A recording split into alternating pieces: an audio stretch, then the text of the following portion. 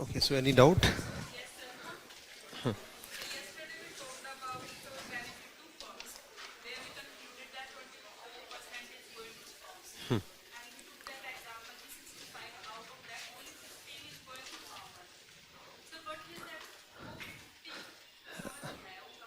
I give you example. For example, like in India, the cost is 100 rupee.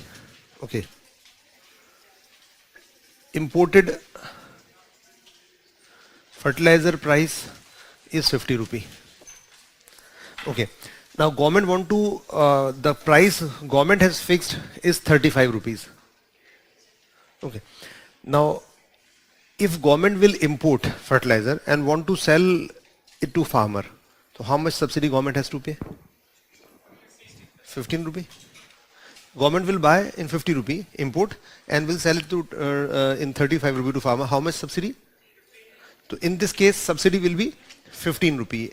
And if government will buy from Indian company and will sell it to farmer at 35, how much subsidy? 65. So it means that if government could have imported, so government could needed only 15 rupees. If government could be might have imported, government needed 15 rupees to provide the same benefit to farmer. Now, if government is buying from Indian company, so ultimately farmer is effectively benefiting how much? 15 rupee only. And 50 rupee is actually given to the farm. So major part of subsidy actually went to farms. Although now it has somewhat reduced since this new pricing policy, but still it means that 24% benefit is going to farms, means fertilizer manufacturers. It means that the in India cost will be how much? 24% higher than the imported price. No, no, no. This is cost plus 12% profit. No, but that is earlier. There is no longer this.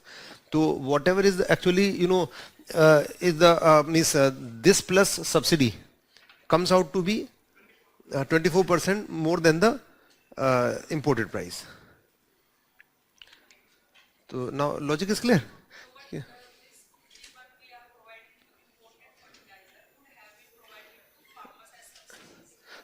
Yes, actually 65 rupee we are providing. So it means that our government is giving 65 rupee subsidy. Now farmer is getting 1 kg of fertilizer in this much rupees.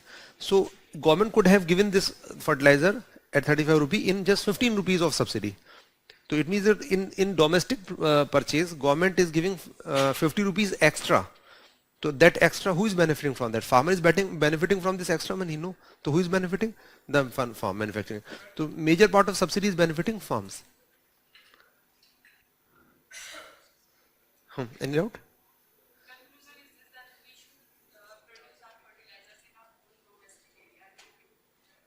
No. Conclusion is that the subsidy is not benefiting farmer. The entire subsidy is not benefiting farmer. Means some subsidies money is leaked out, some actually is benefiting farms, and partially is going to farmers. So the entire benefit is not being realized by farmers. This is the conclusion. No, that is different thing. Import, we will discuss separately this topic. So, but as such here it means that the whatever subsidy government is giving, and government is giving to whom? Farmers. But entire is not going to farmers. Some is leaked out, some farms are benefiting. Simple. Huh.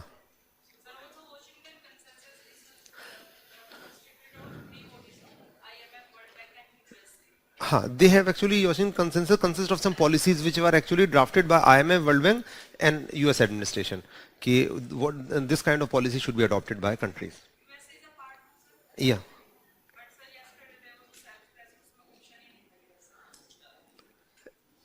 That is very this thing was who drafted this? IMF, World Bank. Basically IMF, World Bank, but US also was a part of that. But this is very minor thing actually. And if IMF, World Bank is there because so US is bound to be part of that, because IMF, World Bank are controlled by US itself. US is having maximum votes in that. And in economic issues, developed countries have similar concerns and developing countries have similar concerns.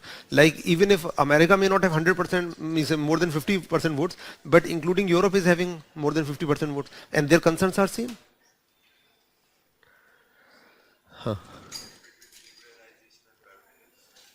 Liberalization and liberalization means reducing government controls. Privatization means expanding private sector. Liberalization means liberal policies, not much restrictions, not much licensing, allowing units to decide what they want, whatever they want to produce, they can produce without permission. That is liberalization. Yeah. Both are different, but they are interrelated. The concept definition is different. Like it is liberalization is related with government regulation, and privatization means expansion of private sector. Both are different meaning, but both are interrelated. Private sector will expand when government will adopt liberal policy or control everything. Liberal policy. So liberalization leads to privatization.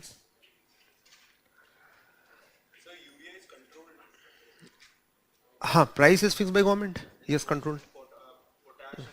Controlled means के price is fixed by government.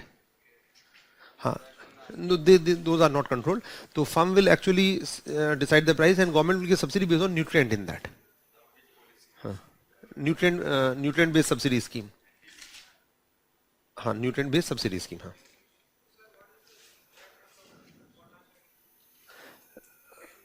NPK at 4:2:1.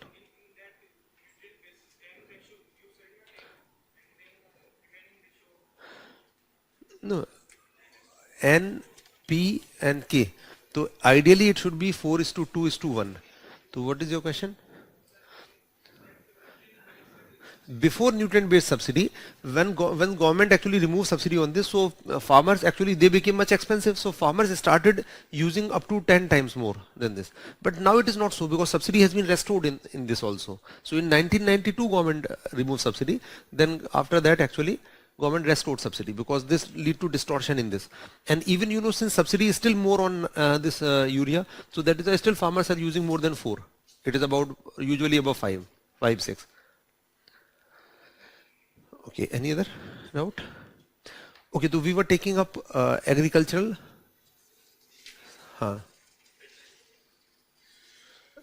subsidies. So we have discussed one subsidy, irrigation.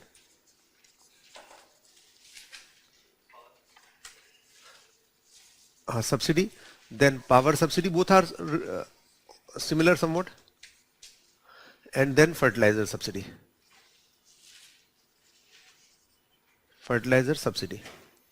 Okay, so now next we will discuss fourth subsidy, that is procurement subsidy.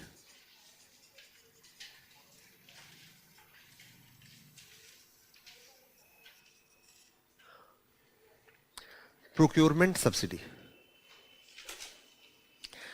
Procurement means purchase. So government purchase food grains from farmers at which price? What is name of that price at which government buy? MSP or procurement price. So government actually purchases means food grains at MSP or procurement price, and there will be subsidy element when MSP will be above market price or below? Above market price. We have discussed already. So what government did actually, कि MSP of mainly purchase of which crop is more through on MSP. Government is primarily purchasing which crop? Wheat and rice. So what actually was the issue in this subsidy? Ki MSP of wheat and rice was increased by the government, and it was substantially increased. So it was increased significantly. It was so much increased ki usually it is above market price. Now question is that MSP should be above market price. No, it should not be above market price. Ideally, we will discuss in next section what is actually MSP. So it should not be above market price because government has to buy unlimited quantity here. So if it will be above, then government has to buy much more. So MSP has increased much more, and plus states have added bonus. Bonus by states. Okay, so farmers will benefit much in growing these crops. So what will happen now if MSP of wheat and rice increase significantly? So what will happen? तो production of wheat and rice, production of wheat and rice increase. So obviously if production of these crops will increase, then to some extent production of other crops, production of other crops somewhat decrease. Now if production of wheat and rice will increase, so where wheat and rice is mainly produced, in which areas? Haryana, Punjab, mainly Western UP, and some other areas, but in selected areas. So would it increase regional inequalities? So regional inequalities increase. It means that MSP primarily benefited selected regions, especially Haryana, Punjab. The farmers in that benefit from that. And apart from that, production of this crop will increase and other crop will reduce. So would it, what will happen to crop diversification? So crop diversification reduce, because of, even we can say because of this also, crop diversification reduce, especially in these areas which are growing wheat, rice. Now when crop diversification will reduce, what will be the problem? Soil fertility is going down. Fertility is reducing. Now it has put a question mark on sustainability of agriculture. Okay, because crop diversification, crop rotation has reduced. Another problem, you know, कि wheat and rice, they need more resources or less resources? More resources, especially water, like rice is high, require much water. So what happens actually leads to depletion of resources. Depletion of resources. There are two reasons. One reason is that we are producing those crops which require much resources. One thing. Second, like especially water. And second thing is that, as I told you yesterday, as per economic survey, we are using 2 to 4 times more water to produce these crops as compared to other countries like China and Brazil. So first of all, we are growing that crop which need more water, and whatever water needed, we are applying almost double to 4 times more water. So it is leading to wastage of this. And actually, our maximum export item is rice. In economic survey, they have mentioned that we are actually, they have used the word water exports. We are actually exporting water, which is a very scarce resource. So our trade pattern is very much distorted, and we are importing those like pulses and edible oils, and they are less resource intensive. And not only water, they need more fertilizers and other inputs. So we are growing more resource intensive crops, and in future, you know, this is going to have even the signs are visible. This is going to put pressure actually on sustainability of agriculture. Okay, so resource depletion, degradation of environment here, and excessive fertilizers, etc. are also creating problem. Apart from that, because of crop rotation, fertility is declining, soil salination is increasing actually in soil, and regional disparities increase. And another thing is that if government will produce more wheat and rice, so what will happen? Farmers can sell to government. So huge production entirely be bought by government. So what will happen? Overstocking.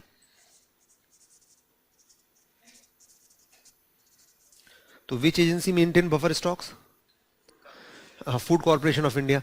So FCI is maintaining huge stocks, and obviously the capacity is limited. In the last almost decade, or rather even 2 decades, FCI is maintaining on an average almost double of the norm. So it means that it must have capacity somewhat equal to norm, and it is keeping double or sometimes triple. So what will happen? It will make makeshift arrangement, and ultimately what will happen then? Wastage. So consistently, you know, food grains are wasted in the godowns of FCI. The reason is mainly that it is keeping much excess beyond its capacity to hold. Okay, and to some extent, minor impact of this could be would it create food inflation or not? Because production of other crops somewhat reduce. Here production of this increase and it is kept in godown. And this is other crops, food to some extent, this. So these are the actually distortions created by this subsidy. Okay, so all those subsidies needed. In next section, we will discuss in detail what is MSP, what is use. So it is important to support farmers to stabilize prices, but it has created a lot of distortions. like the major distortions like regional disparities increase, environmental degradation, resource degradation, question mark on sustainability of agriculture, overstocking, wastage, and to some extent this food inflation also, and at the cost of the financial burden on government. So this subsidy actually was not given in a proper manner. So we will revisit this actually in next section when we'll discuss MSP in. Okay, so this is one subsidy. I think it is clear. Procurement means purchase. On purchase, government gives subsidy. Okay, now other subsidy. Other is seed subsidy.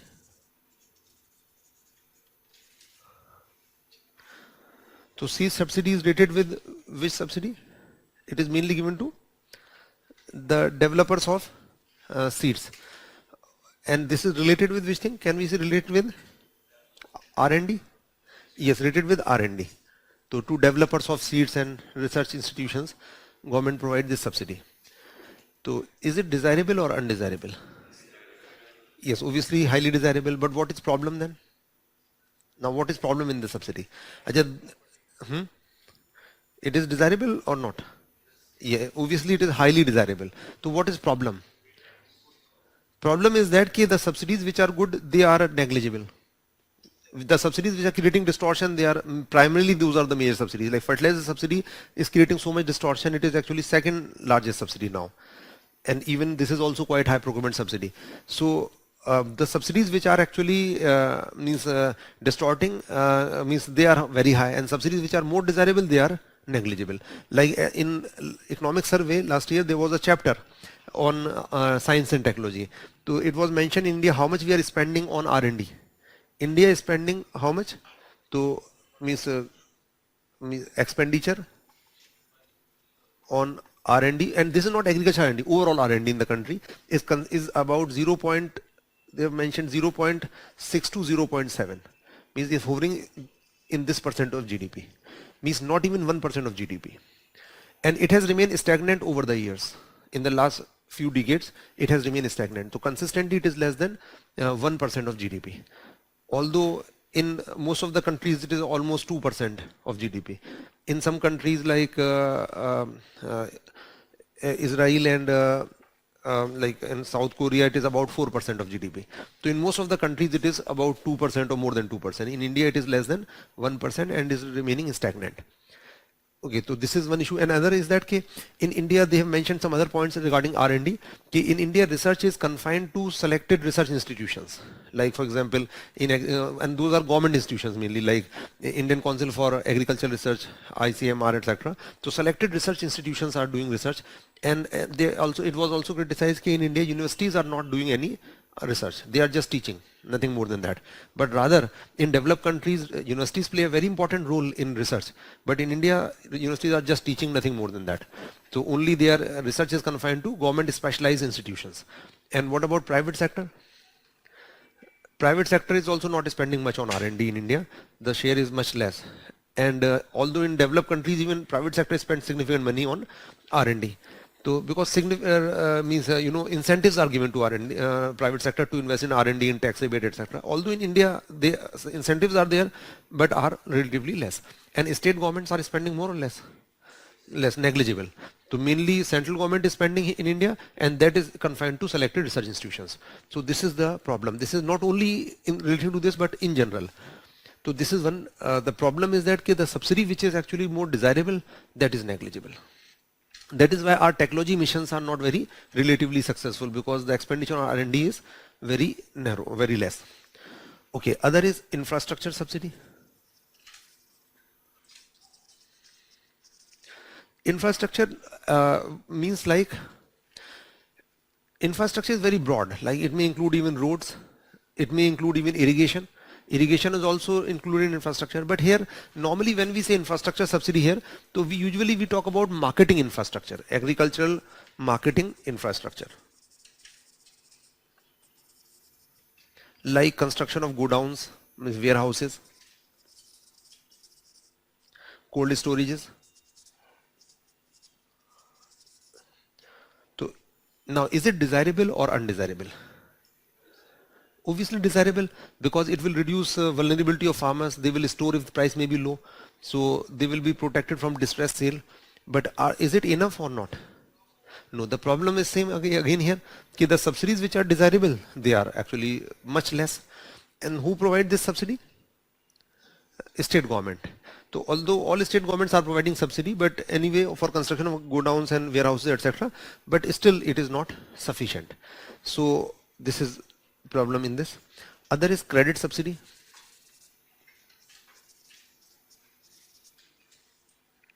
Credit subsidy. Now credit subsidy means like I give you a name of a scheme where government give subsidy. PM Kisan is not subsidy. It is not interest subsidy. It is not loan. PM Kisan is actually DBT, is a welfare payment rather. To a name of a scheme of loan, like interest subvention. Kisan credit card is a means of giving loan, like interest subvention scheme.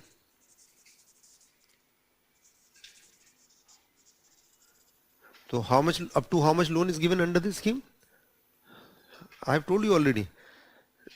In banking I told you, like in monetary policy I have told you. So up to 3 lakh rupees of loan is given, and interest subsidy is how much? At the interest of 4%. So loan is given at the rate of 4%. So interest is 4%. But if farmer will actually not will pay back on time, sorry, will not pay back in time, then it will be 7%. 3 will be added in that. Apart from that, means there are some other schemes under Kisan credit card also. Subsidy loan through KCC are also highly subsidized. So interest subvention scheme, etc. Now, is it desirable or not? This subsidy is desirable or not? Desirable, but what is issue then here? Actually, it is not undesirable, obviously, but not very much desirable. Not very much desirable. Reason is that it will benefit the farmers who have borrowed from institutional sources. The limitation is that it will not benefit the farmers who have borrowed from non-institutional sources. Rather, I told you one committee, Deepak Mohanty committee said this subsidy actually should be replaced by insurance subsidy. Rather government should give subsidy on insurance. And means currently the subsidy on insurance is less than subsidy on credit.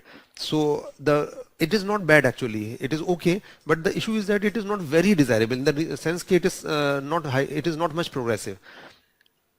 Okay, so this is one issue, because the farmers who are paying means maybe 100% interest to 100% even more to Sahukars, there is no relief, and those farmers who are paying maybe 12-15%, government is reducing interest for them. So not bad, but targeting is not good. Another is related to the insurance subsidy.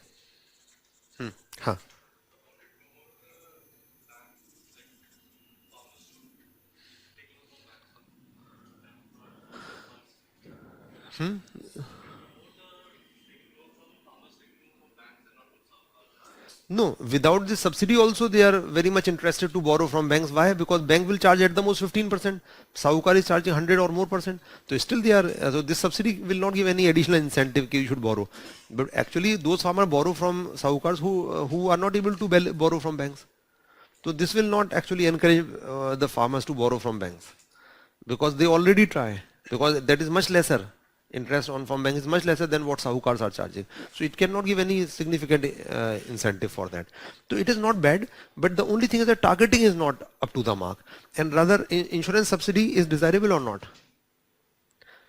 Which is more desirable? So this is highly desirable, because it will reduce vulnerability of farmers. There are substantial actually farmer societies, actually almost daily several farmer societies in the entire country. So the farmer societies are very high and vulnerability is very high. So agriculture sector obviously is very unstable, like production actually keeps on fluctuating, prices fluctuates widely, and that is why farmers are very much vulnerable. And when crop will fail, then farmers actually, they have immediately, do you think bank will give loan to that farmer? No. So ultimate option is that farmer have to just go to Sahukar, and that person is in debt trap. Maybe 3-4 years it will take that person, farmer may be out from trap, then again there will be problem 3-4 years. So most of the farmers are in trap. And what is solution for that? For crop failure, only one thing, insurance. We can mitigate the chances of crop failure, but obviously mitigation is not so easy. How we can mitigate? By expanding irrigation, by improving technology, better quality of seed which can resist drought, disease, etc. But it is not possible in short run. So mitigation requires much long period actually, much investment in R&D.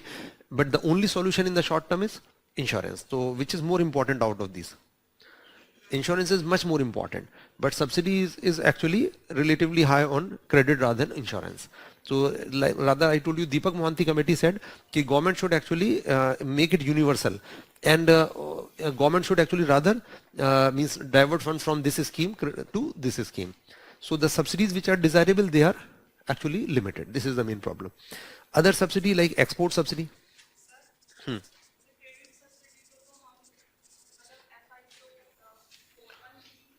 हाँ formal में. हाँ this is the problem. That is why problem ऐसे है कि कर नहीं कर सकते, तो जिस पे करना चाहिए उस पे कर नहीं पा रहे हो. जहाँ ज्यादा प्रॉब्लम नहीं है उसे आप प्रॉब्लम, थोड़ी सी प्रॉब्लम को और कम कर रहे हो. जब बहुत बड़ी प्रॉब्लम है उस पर जब कुछ कर नहीं सकते, तो इसे करने की क्या नीड है? नहीं सिस्टम की नहीं, ये गवर्नमेंट should, मतलब this subsidy I am saying is not very much desirable. Reason is that it is slightly regressive in the sense that it will benefit those farmers who actually are borrowing from institution sources.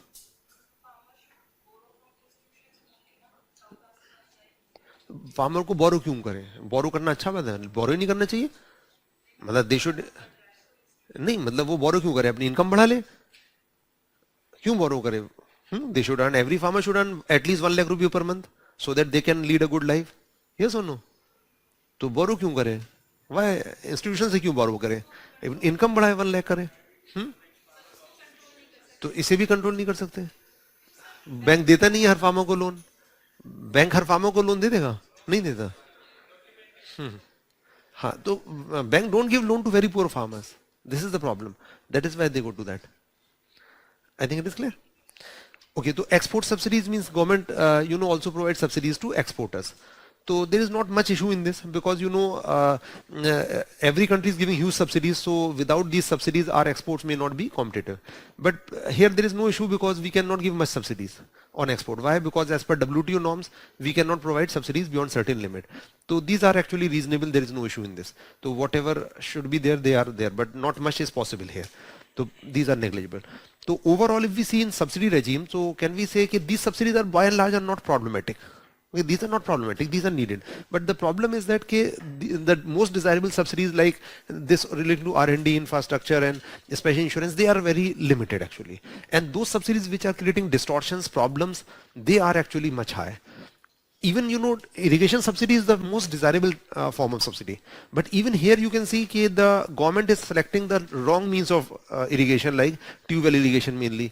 Apart from that, the method of irrigation which is promoted by the subsidy is flood irrigation, which is leading to substantial wastage of a very scarce resource. So the problem is in the way of provision of subsidy. These are very much needed, but actually those which are desirable, they are not there. Undesirable are more. So this is the problem actually in subsidy regime. Because if means if a person is exporting, let us suppose wheat, you are growing wheat, so you will benefit because you are once an exporter will be exporter will buy, the demand for wheat will increase. You will have option to sell. If your product could be exported, would you benefit or not? Simply you will sell to that exporter. So exporters, more exporters will be exporting the product, so demand will increase, price is expected to increase.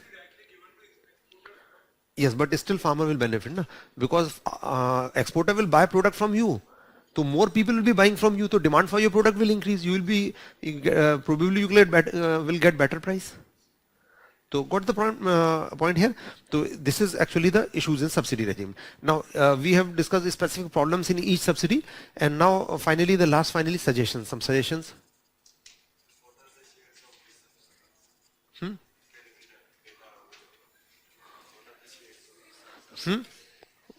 What? Subsidy number one subsidy is food subsidy. In India, the maximum subsidy is of food subsidy, and food subsidy that is on PDS. So we will discuss separately PDS. And food subsidy to some extent is linked with also procurement subsidy. And the second largest subsidy in India is fertilizer subsidy. Third largest is petroleum subsidy. And fourth is interest subsidy, credit subsidy. These are the four major subsidies of Government of India. central government. Okay, so food subsidy, then fertilizer subsidy, then this petroleum subsidy, and then interest subsidy. Okay, so now mention some suggestions.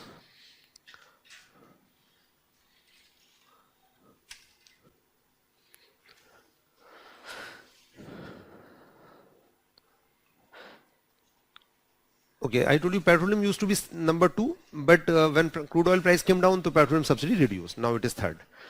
Okay, now next you mentioned some suggestions. So first suggestion is that subsidies, what do you think, should be permanent or temporary? Temporary. So mention this thing, subsidies should be reviewed periodically. Subsidies should be reviewed periodically.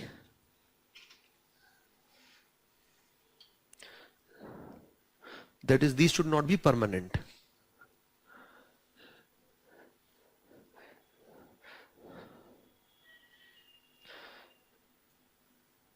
Subsidies, do you think they have usually short-term benefits or long-term benefits? Short-term actually. Usually they don't enhance the capacity.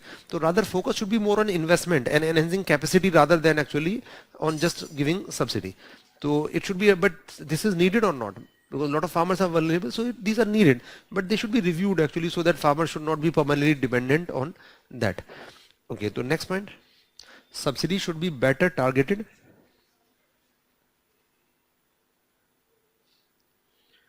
Subsidy should be better targeted by linking them with specific crops, comma regions, specific crops, regions, comma size of farm, farm means agricultural land, etc. Like government may not make them universal in general, so government may focus on more vulnerable areas, more vulnerable crops, and apart from that, like small size of farmers, like having, just like in PM Kisan, up to 1 or 2 hectare you will get, otherwise if you are having more land you will not get this. So they should be better targeted because there is significant mistargeting. Next point, subsidies should be rationed. Subsidies should be rationed. That is, ration means that is ceiling of subsidy per farmer. That is ceiling on subsidy per farmer. Ceiling on subsidy per farmer means कि let us suppose whatever government is giving, so one farmer will not get actually subsidy beyond a certain limit, maybe 10,000 rupee in 1 year maximum. What will be benefit of this? If there will be a ceiling, कि one farmer will get not more than this much. No, it will, no. No. No. It will make subsidy progressive because rich farmer, poor farmer will get same. Because right now, big farmers, they buy more fertilizer, more power they use, so they are benefiting more, or poor is benefiting more now. Now rich are benefiting more. When if there is a limit, then ultimately rich farmer will not benefit much. It will be maybe, let's suppose 10,000 may be given. So right now the one farmer may be getting 50,000, 60,000 rupee. Now he will get only 10,000. And then a small farmer will also get 10,000. So if there will be ration ceiling, then it will become more progressive. So got the point here? So it will become more progressive. Next point, subsidy should be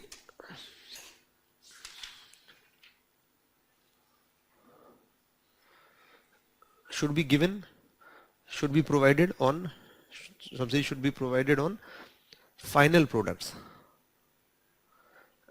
rather than on inputs. Rather than on inputs. Rather than on inputs. As far as possible, comma, as far as possible. So why not on inputs? Why on output? Any logic?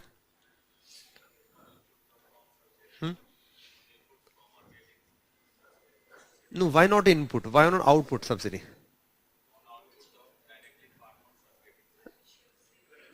Maybe, but main point is no. Misuse, like what misuse? Actually, if government is giving subsidy on output, like suppose government want to promote education, government is giving subsidy on marker, so price of marker will reduce. Okay, those people who are buying marker education institutions will benefit. But if government will give subsidy on plastic input of, so to promote production of marker, so what people do will make it, they use this plastic to make chairs and other things also. So this subsidy could be diverted, just like government is giving subsidy on urea and it is being used even in industry also. So this may lead to diversion to other uses also or not. But if it is given on final use, final product, then it will not be diverted. So got the point? So diversion to other uses will be checked by this. But is there any problem?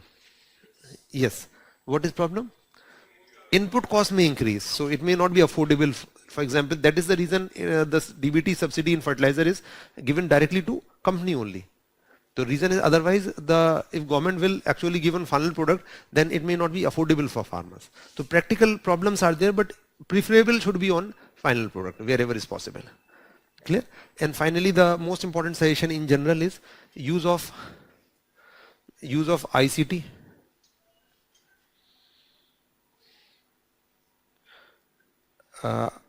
ICT and Aadhaar. Information, ICT means information and communication technology, and Aadhaar means it should be linked with Aadhaar. And relating to this is simply, or that is example, we can say DBT simply. DBT rather. Like information technology is very important to reduce leakages in general, and Aadhaar obviously, like in DBT, it is being already used. So DBT is the very important actually, reform measure which we have discussed already. So these are general suggestions. Okay, so in DBT, lot of benefits we have discussed. These are all problems of subsidy in general. So we have discussed problems already in general, and these are some problems of specific subsidies and even suggestions for specific subsidies. Okay, so now this is all about subsidy, agricultural subsidy. Now next we'll take up next topic, that is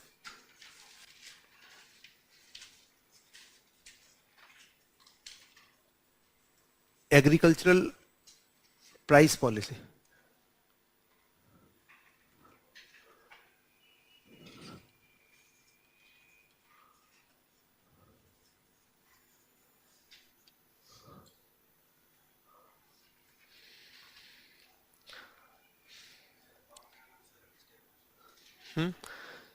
Farm waiver is also a subsidy actually, but that is intermittent. So we'll discuss separately farm waivers.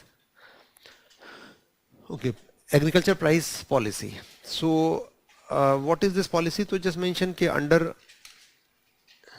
under this government fixes minimum support price. Under this policy, government fixes minimum support price, MSP, and procurement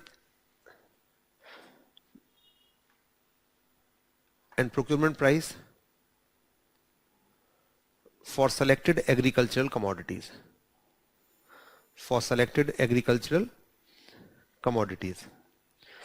So government fixes MSP and procurement price for selected agricultural commodities.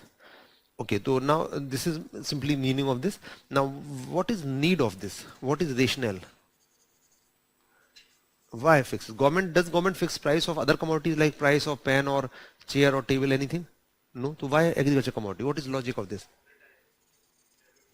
The logic is that prices, the logic I told you already, prices of agricultural commodities are volatile. The reason is that prices are volatile because if let us suppose a fruit is available in on an average maybe 20 rupees, it may go up to 50 rupee, 100 rupee, and may go even to 5 rupees per kg. Similarly, like vegetable, etc. And does price of anything fluctuate so much? No. But in agriculture, so farmers are actually vulnerable or not? They are prone to this risk in this, because sometimes price reduces to so low level that farmers have to leave crop in the field itself, because whatever cost incurred, that leave apart that, even the price is so low that it can not recover even cost of harvesting. Even cost of harvesting could not be recovered. Even this is very common thing actually. So yes or no? So support is needed for price. Yes or no? This is the reason prices are volatile. And what is the reason why prices are volatile? I give you reason already. Demand and supply are inelastic. The reason is that demand and supply are inelastic. And reason I told you already that demand is inelastic because of what? Demand is inelastic because agriculture commodities are necessities. These are necessities. Necessities demand is always inelastic. People have to buy at any price. And why supply is inelastic? I told you elasticity depends on one point. I told you which thing depends on.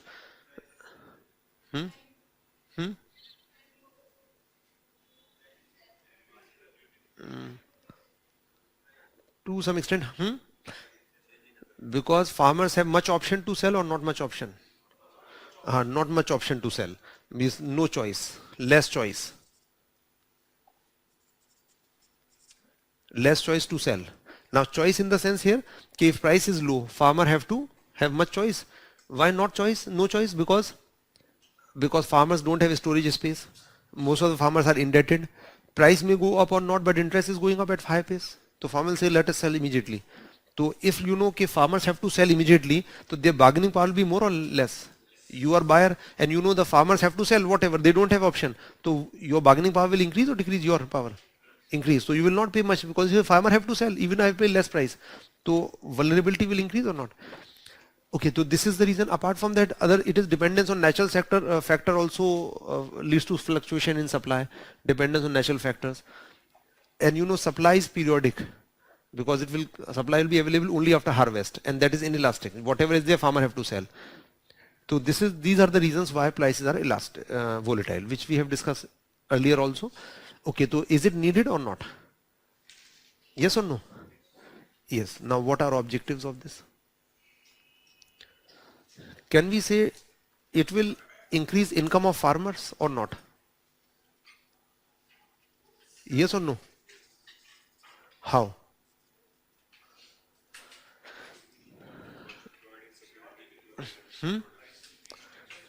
Price will be stabilized. Price will actually not fall below certain level. Below MSP price will not be below. So farmer will get better. So it will ensure what? Proper revenue. So income will increase.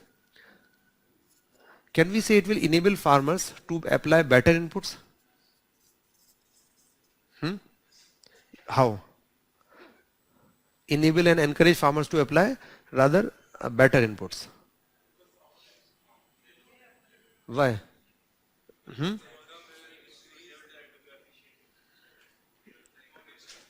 Which thing? Yes. Actually, farmers, are apprehensive of applying inputs because they fear that the price may fall, my input cost may not be recovered. But here, farmer will not be apprehensive. Farmer will know that this price I am going to get. So even if it is better to apply input and produce more, because at least this much money, my cost will be recovered. So it will give assurance to farmer that there at least the cost will be recovered along with some reasonable profit, at least in the worst case. So got the point why farmers are apprehensive of applying good inputs? Because they think that entire money could be lost. So play safe. Don't apply much input. Although production may be less. Got the point? So it will encourage farmers to apply better inputs. Would it stabilize price or not? How? How? MSP prevent prices from going up or down? Down. Would it also help prices prevent from prices going up? How? MSP is the price, means minimum. Price cannot be below MSP. So it will prevent this. Would it also prevent price from going up? Yes or no? How? Huh. Yes. Huh. No, no. MSP is the price. Price cannot be below MSP. My question is that MSP can help prices from going up also. Will it prevent price from going up? Yes. How? Yes, it will prevent price from going down as well as much above. It will not be much above. Why? Because farmers will not be apprehensive of growing that crop and they will produce that crops. Production will increase, and when production will increase, supply will never be less. When production will increase, then price will never be high. So price can never be below MSP technically, but even it will also prevent from price going above. much above also. Somewhat it may be more, but not much more, because production will be irresolute. Na? Production will increase, supply will be more, price will never be more. So would it stabilize price or not? Other, food security. Would it ensure food security? Yes or no? Why government increase MSP for wheat and rice? Can you tell me reason for this? For food security only, to support green revolution. Government actually increase MSP for wheat and rice so that farmers should produce this, because we were not self-sufficient in food grains production. So can we say MSP played a role in our ensuring increasing production of food grains? Yes. So main objective of increasing this, initially government supported the green revolution through this. Other, cropping pattern could be regulated, adjusted, like if government will increase MSP, so government is giving incentive grow this crop. Have we discussed these points? Where? In subsidy we have already discussed. But logic is somewhat different. Points are same, but logic is slightly different. I think what the point? So like in subsidy, means in subsidy the logic was slightly different. The points are exactly same. So all those points you can put, even to promote exports also. Okay, so and even protect our farmers from subsidized inputs. Why? Because MSP will not allow prices to fall below this. So objectives of price policy, MSP and the subsidy are almost similar. Both are interrelated actually. In this subsidy, this is actually what is price policy. Which subsidy? It is procurement subsidy. This is actually MSP is procurement subsidy. So question may be on procurement subsidy, MSP or actually price policy, same thing. Objectives are similar. Okay, so need we have discussed, objectives we have discussed. Now, who fixes these prices? FCI. These prices are fixed by which is the body, apex decision making, economic decision making body of the government. Apex economic decision making body in the country. No department. Cabinet Committee on Economic Affairs. Who is head of Cabinet Committee on Economic Affairs? Prime Minister is head and some selected ministers are members. To mention this thing, these prices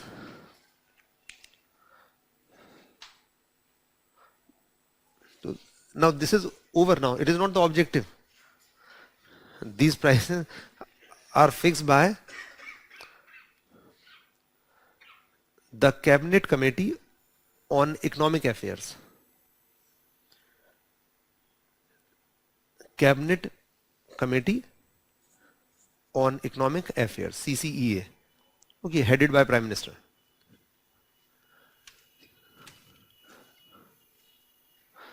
In consultation with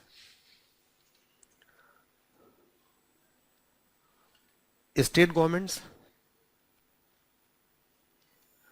and agricultural organizations.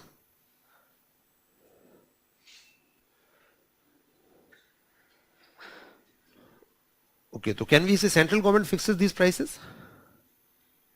Yes, central government, but more precisely CCEA, and in consultation with the state governments and other agricultural organizations. And these prices are suggested by which organization? CACP. To mention this thing, okay, these prices are suggested by the Commission for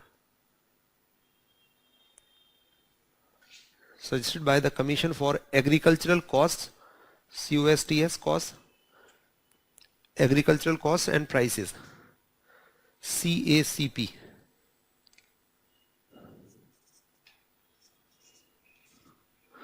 Commission for Agricultural Cost and Prices, CACP, are suggested by CACP. Okay, and what is CACP? It was actually also mentioned that it was established in 1965.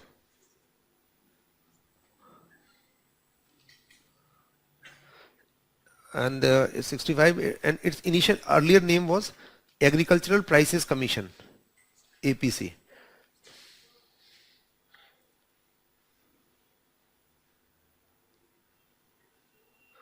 Agricultural Prices Commission, APC. Earlier in 1965, it was established in the name of Agricultural Prices Commission. And in mid-80s, in 1985, it was renamed as CACP.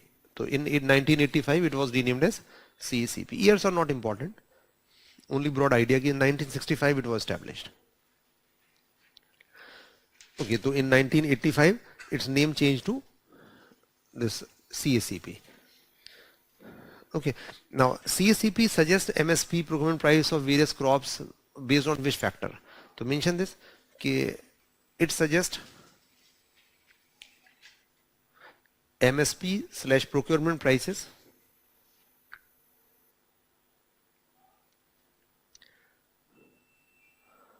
of various crops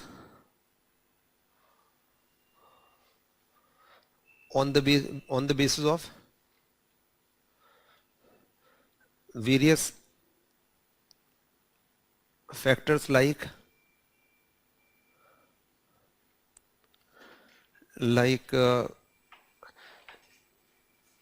explicit and implicit, like explicit and implicit costs, COSTS, cost of production, explicit and implicit cost of production, what is difference in explicit cost and what is implicit cost? Explicit means which is visible, clear, and implicit which is somewhat hidden. So explicit cost means the money which is spent by a farmer or anybody to buy any input, anything. Okay, and implicit cost, like actually its own resources employed. Like for example, farmer himself working, family members are working, family labor. So he may not be paying labor wages, or maybe actually like his own seeds may be using. So the value of own resources employed. So he may not be paying money to anybody. So entire cost is actually incurred, considered. Comma, demand and supply situation. Demand and supply situation. Comma, prices of imported commodities,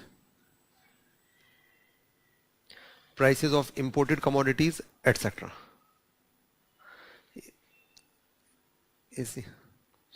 So prices of imported commodities, etc.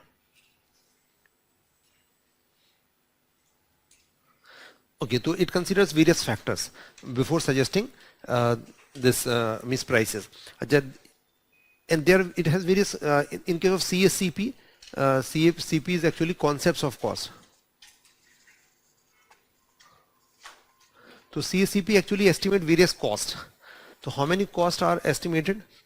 So the concepts of cost are A1, A2, B1, B2, C1, C2, C3.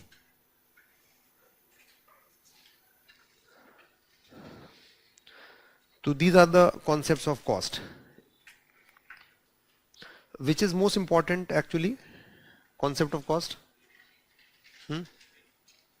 B2? Which one is most important? One is C2. Other is A2. Why C2 is important? Have you heard of this National Commission on Farmers? Who was chairman?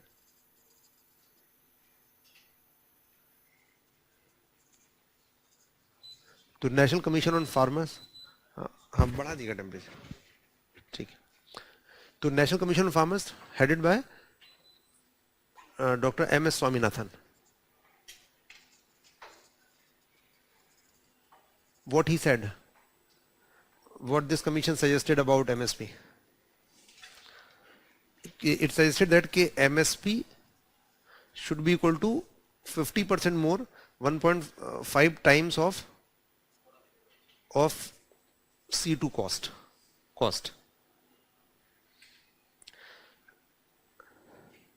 So MS Swaminathan Commission said that MSP should be equal to 50% more than the cost. And which cost? C2 cost.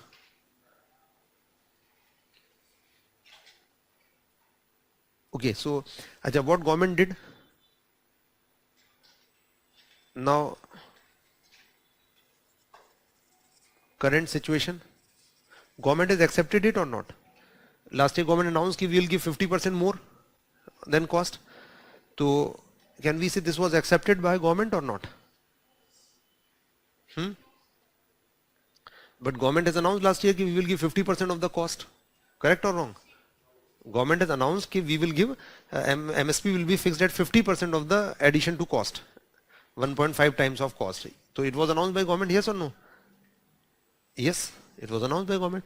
So can we say government has accepted the recommendation? Why not? Government has already announced that we will give fix MSP at 50% of the cost, addition to 50% of the cost, 1.5 times of cost. So yes, government has announced that we will give 50% more, and that is correct.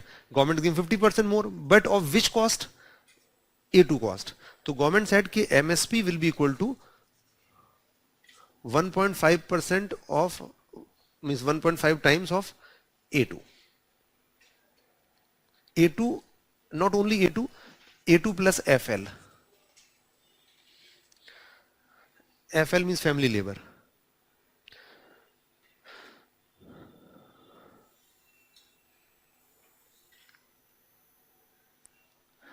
Okay, so two are important. C2 because it was suggested by Swaminathan committee, and what is demand of farmers?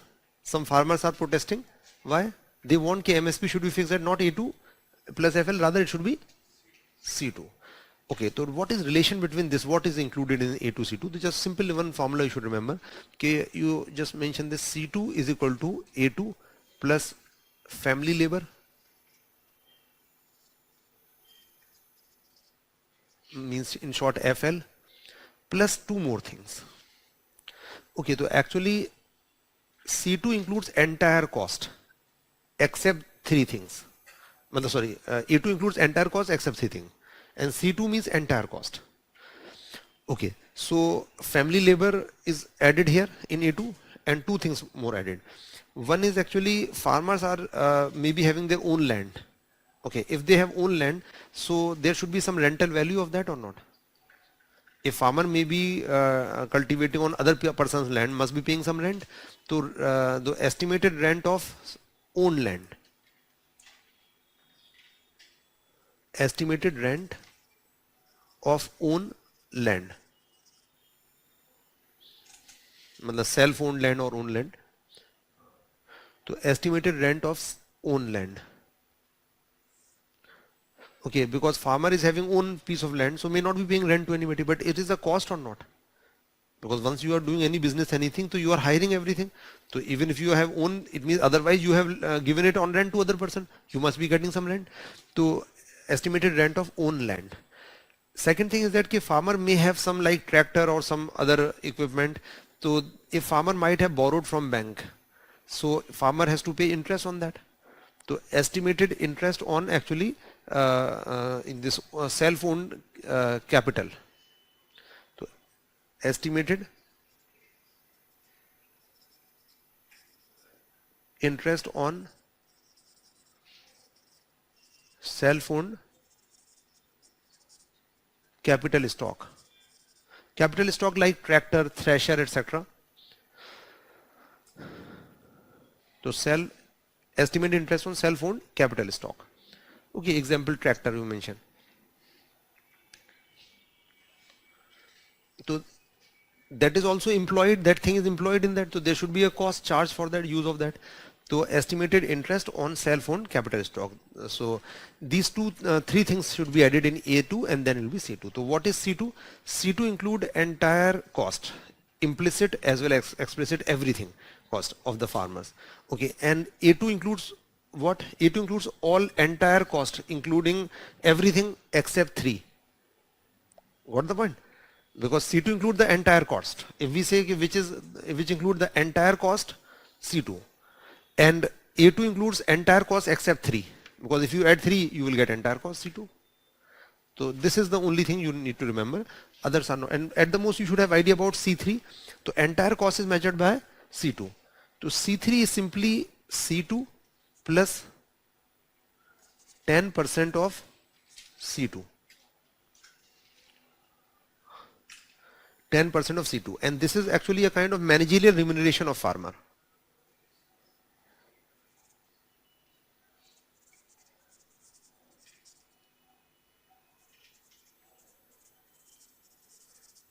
Managerial remuneration of farmer. or in more simple word 1.1 C2. So C3 is what? 1.1 C2. Simple. But entire cost will be which one? C2 is considered to be entire cost. This is addition managerial remuneration. Okay, so why I have discussed this? Because Swaminathan Commission said this thing, government is actually added only one, two have not been added. So what is demand of farmers? Okay, these two should also be added. It means that it should be as such C2 cost.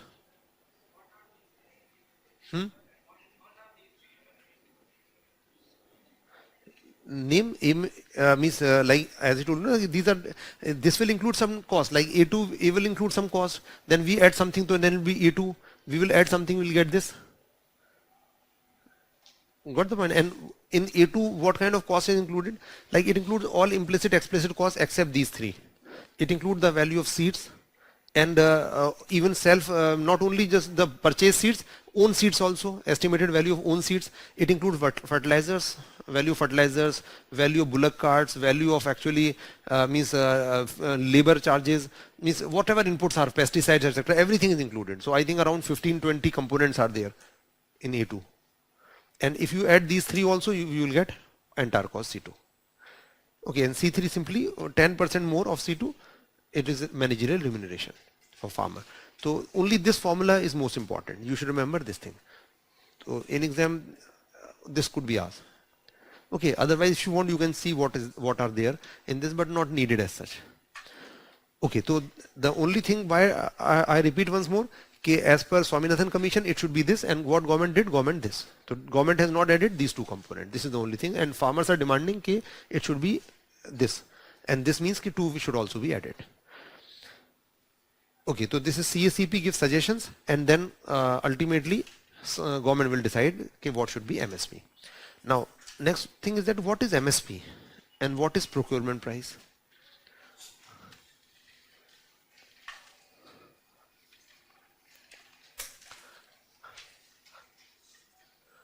Minimum support price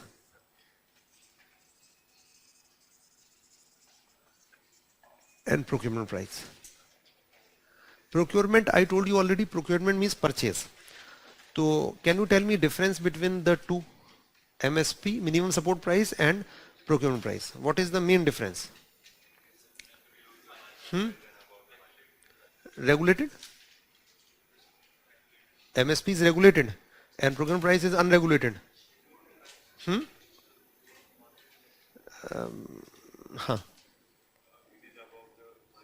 Above market price? Which one is above market price? No.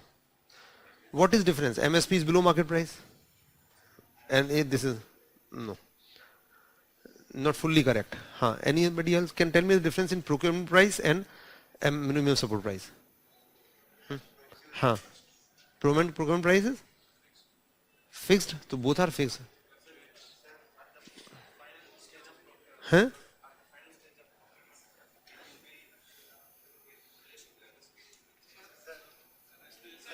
I don't know what you said. That is for farmers. So government will buy for farmers. Okay, just eat the crop. We have bought MSP, you just eat it. Final product is bought only. Government don't buy fertilizer, government buy food grains only. MSP is selling price. And no, it is not purchase. Sale purchase is same. Farmer is selling, government is buying.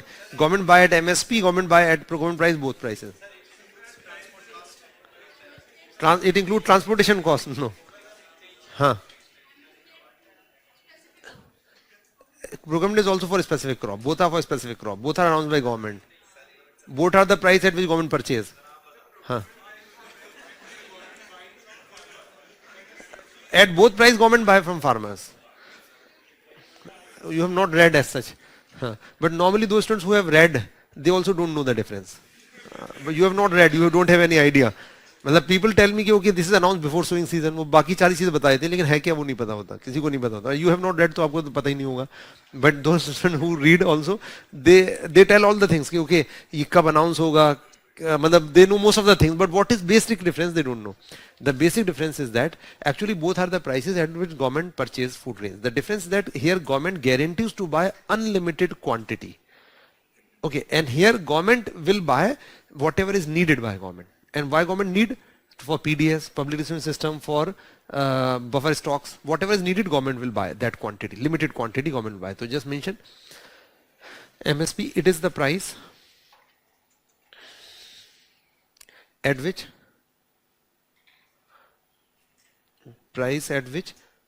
government purchases, government guarantees to purchase, government guarantees to purchase unlimited quantity,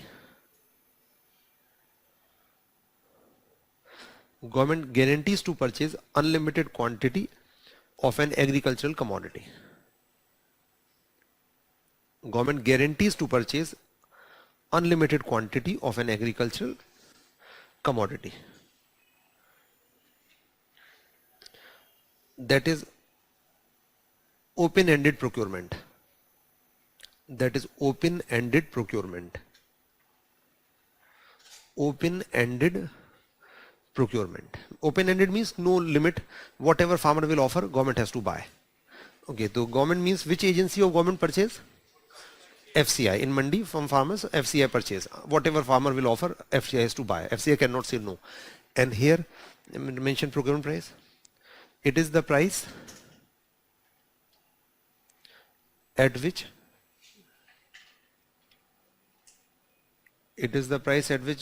government purchases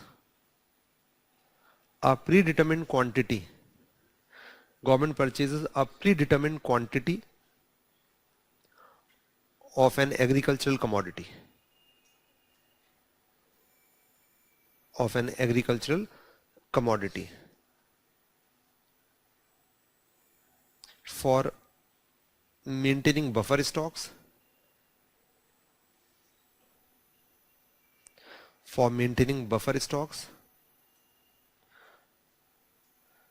and distribution through PDS.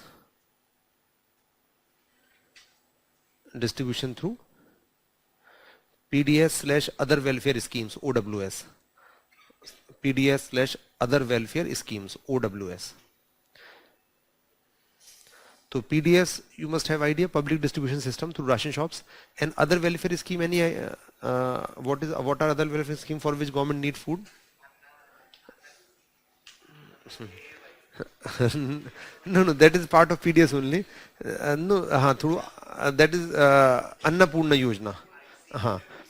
Antyodaya Yojana is a part of PDS actually. Other is like ICDS, yes, through Anganwadis and midday meal scheme. So government need whatever is need of government for buffer stock, for PDS, for other welfare scheme, government buy that quantity only. Okay, and here open guarantee. Anybody, any farmer can sell any quantity. FCI cannot say no. So I think it is clear. So here it is targeted procurement. Okay, so that is you mentioned targeted procurement. So here open-ended procurement is done, here targeted. We have to buy this much, and once we have bought this, then we will not buy beyond that. Targeted procurement. Other is now this price actually for which crops MSP is announced. For how many crops? How many approximately? Around 23 crops usually, but last year government announced for 22 crops only. And even usually it is said 23 plus 1, but 1 or 2 may add plus minus may be there. This is not very rigid. Approximately, that is why you put approximate sign, about 23 plus 1. Achha, for one crop actually government announces fair and remunerative price, FRP.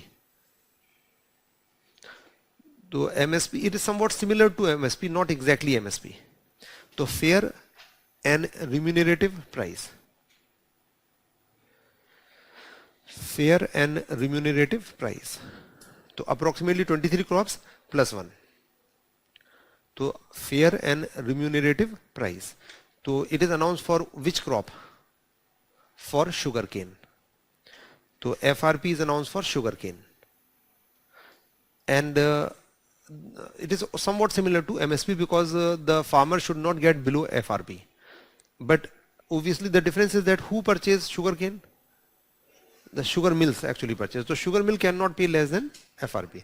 And it is in MSP, FCI directly purchase from farmer in mandi, and here farmer have to sell in to sugar mill. So both are somewhat similar actually.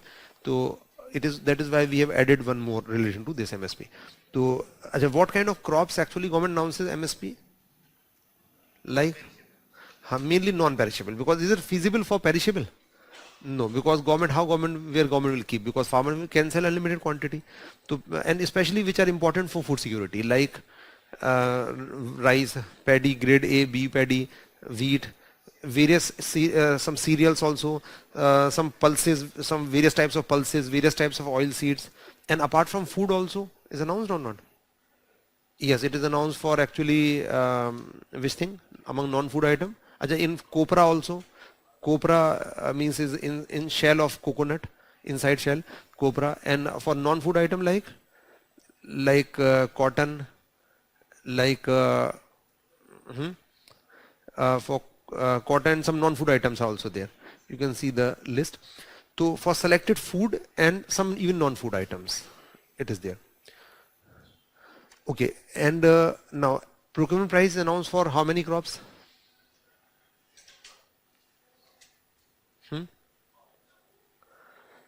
It depends on need. Very simple common sense logic. So depend on need. So mainly it is announced for which? Mainly which is stored by government, like wheat, rice, and now pulses also government is storing. So wheat, rice, pulses usually. But it will very depend on need. Sometimes government may distribute some other things in PDS, so government may buy that also. Clear?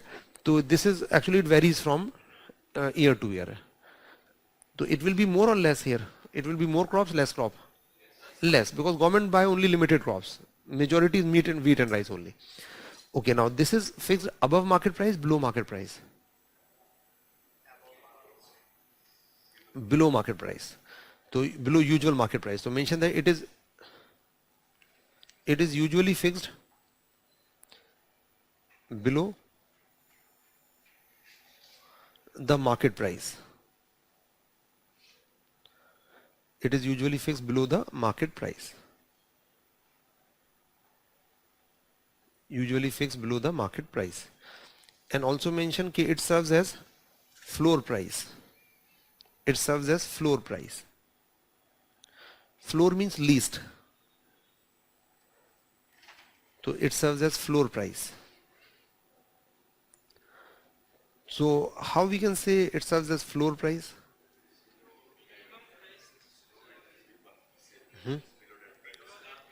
Because market price can be below MSP. Why not? Any logic? Nobody will sell, everybody will sell it to government only. So why will sell in market? So it can, market price can never be below MSP, theoretically. Okay, and this is fixed above or below market price? Above, below, equal? So just, can it be below market price? Yes or no? Simple answer. Yes or no? Can it be below market price? Why not? Why not? No one will sell. If government will buy at less price, nobody will sell. Everybody will sell in market. So it can never be below MSP, below market price. So mention that it is fixed, it is close to market price. So it is close to market price. So it is actually close to market price. It cannot be below. Maybe equal to market price, maybe slightly above market price, close to market price.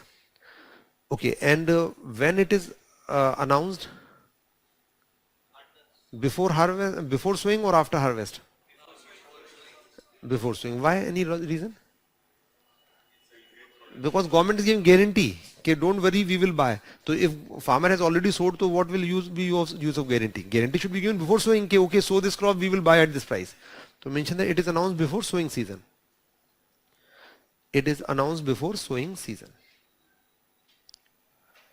Because here government gives a guarantee, okay, don't worry, just sow this crop, we will buy at this price. You will be assured this much price only. So that farmer may not be apprehensive of applying inputs and growing this crop. And it is announced at what time? After harvest. So can it be announced before sowing? Yes or no? Yes or no? Can it also be announced before sowing season? Yes or no? Why no? Not yet. Can it be announced before sowing season? Yes or no? No, no, wrong. Hmm? Is it possible or not to announce before sowing season? Yes or no? Why not possible? It is not possible. Yes. Answer is not possible. Why not possible?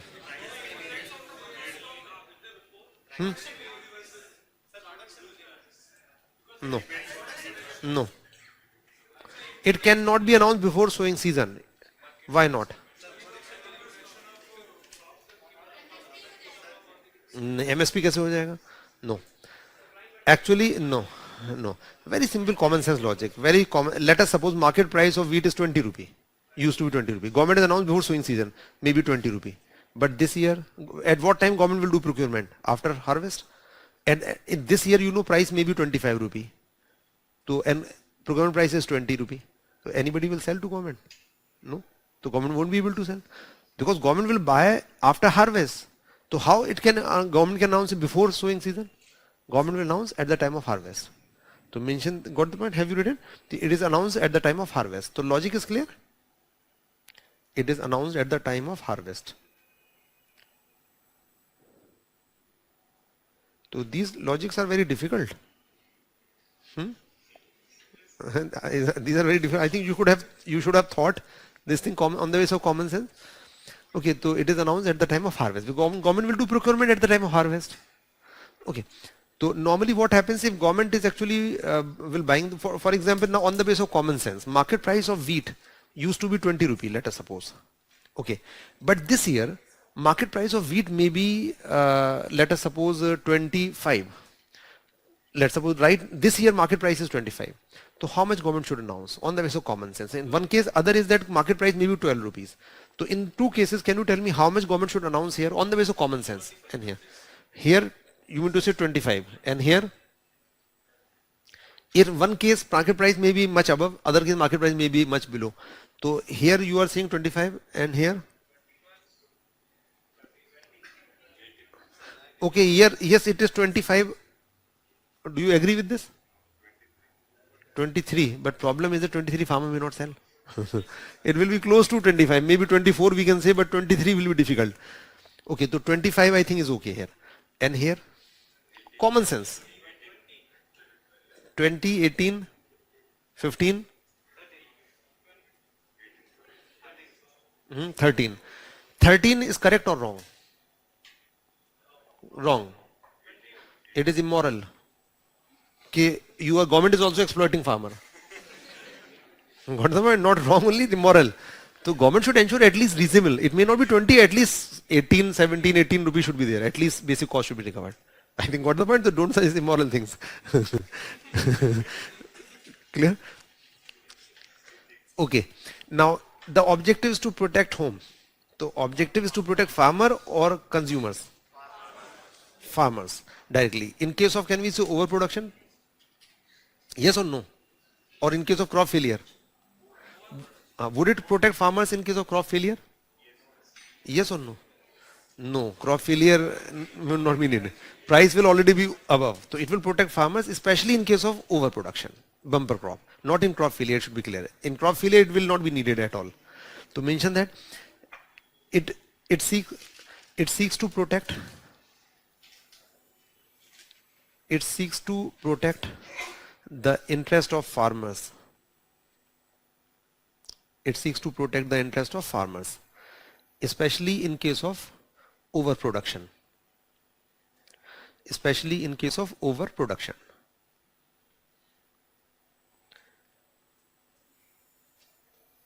So especially in case of overproduction.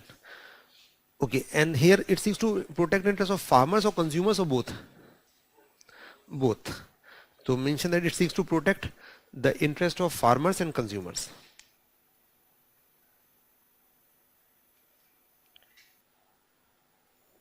Because it is for the operation of PDS. So government has to make a balance. Farmers and consumers, both.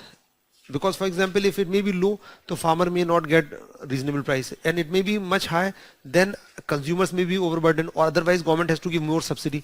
So government has to take care of interest of both consumer farmer and take into account its own subsidy burden also. Because if government will buy at much higher price and will sell at much lower price, the difference will be subsidy. So This is the difference between MSP and procurement price. So any doubt in this? So I think it is clear. Okay, now what are issues in this policy now? What is fixed by CACP. Suggestion is given by, as I told you, sorry, CACP, not CCEA, Cabinet Committee on Economic Affairs. Suggestion is given by CACP. Okay, now what is issue? Issue is this only. In this policy, the problem, issue, or we can say problem in this policy is this thing. So I have already told you. So just mention problem is procurement subsidy. Just mention the name procurement subsidy. कि MSP of wheat and rice increased by government. And MSP of wheat and rice increased, and it was increased to even above market price. So MSP should be above market price. So it was increased, it means that MSP, because of these things overall, MSP was actually more than market price. Should it be above market price or not? No. So can we say practically, because since it is usually above market price, especially for wheat and rice, so it is, can we say because of this thing, MSP is serving as procurement price? Will serve as procurement price? Yes or no? Do you think if MSP is already above market price, so do you think government need to announce procurement price? Government need? Yes or no? Its godowns are overflowing on purchase of actually through at MSP. So would it announce to procure as such under procurement price? No. So can we say practically MSP is serving as procurement price for wheat and rice? Because its godowns are already overflowing because of purchase at MSP. So government need to announce procurement price as such? No. Got the point? Yes or no? So there is need to announce procurement price? No, because already so much godowns are having huge these grains. So logic is clear. So it is practically MSP is serving as procurement price. Now the issue is that MSP should serve as a procurement price. Yes or no? No. There will be one problem. If MSP will start serving as a procurement price, so what will be the problem? The problem will be that it will become a car without brake. Okay, and a strong engine. A strong engine is MSP increase, so a strong engine. And you cannot brake means you cannot say no. You have to buy whatever is offered. MSP increase, so farmer will produce more and more and will sell it to government. Had it been a procurement price, government would have said no, we will not buy beyond this. But in MSP, government cannot say. So ultimately, farmer will keep on producing and selling it to government. So logic is clear. So MSP should serve as a procurement price. Yes or no? No. That is why the concepts are different. So, but in India, since wheat and rice MSP has increased, so that is why actually it is serving as procurement price and is due to overstocking by the government. It is creating all these problems, as we have discussed. Cropping pattern distorted and diversification crop reduced. You can see wastages, government's money held up here, and overall these problems. So logic is clear. Achha, why it happened now? So what is reason? Why this distortion was created by government? Actually, the reason for this is that initially, why government started increasing? Initially, this happened because of supporting green revolution for food security. Okay, for supporting green revolution. So as we have discussed already, there was significant shortage of food grains, like in 60s. There was an even government abundant planning process in 1966, and government focused on green revolution there. So government promoted actually adoption of actually HYV seeds. So government wanted to increase production of wheat and rice or not? Is it crucial for food security? So should it be supported by MSP policy or not? Yes, so government increased that. So was it needed? Yes or no? Yes. But in the next almost 2 decades, we had enough food. We became self-sufficient food grains production. Okay, by almost 90s, late 90s, we were having enough food, much more than our requirement. So then this is needed or not? Then later, especially actually in 90s, we can say our 90s onwards, what happened? It was carried forward. Why? It should be withdrawn then.